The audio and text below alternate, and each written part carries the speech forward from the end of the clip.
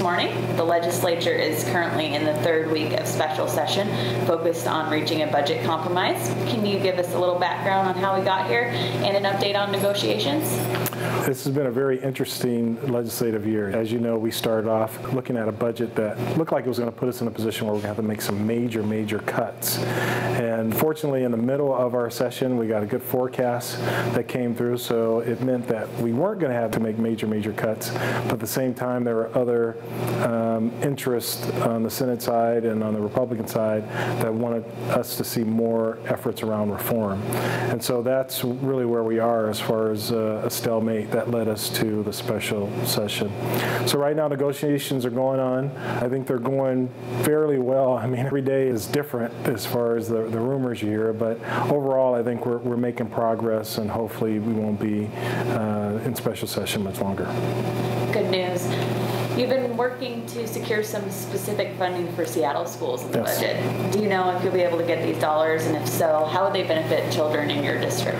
Well, I've worked really hard to make sure we got them in the House version of the budget, as well as the Senate version of the budget, as well as the Republican version of the Senate side of the budget. And it looks like once we do pass a budget, there will be at least $3 million in there for schools that are having a tough time or dealing with the achievement gap.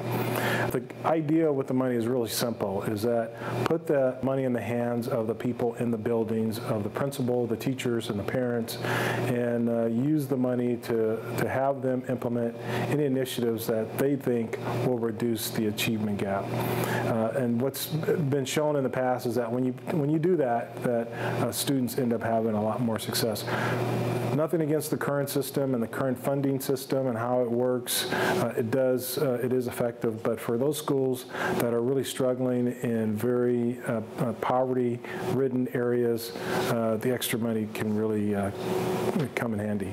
The schools in your district are struggling specifically, correct? They are struggling incredibly. Randy Dorn, our superintendent, did a study of the consistently underperforming schools, and out of the 56 statewide, at least 4 or 5 were in my district.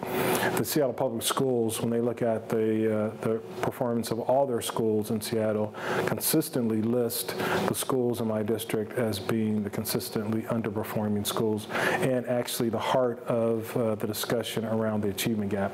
A lot of those schools are a major part of a growing achievement gap, and so hopefully these dollars will be able to go towards those things that are probably within the classroom but outside of the classroom, as far as parental involvement, as far as after-school support and tutoring, as far as any additional equipment or textbooks that students might need in order for them to be successful.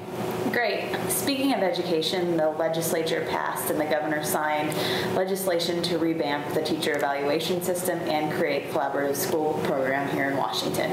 Can you share some of your thoughts on these changes? Oh, I'm very excited about both these initiatives. You know, the teacher evaluation piece, really, as far as Seattle Public Schools, it almost matched what is in existence with the Seattle Public School system right now.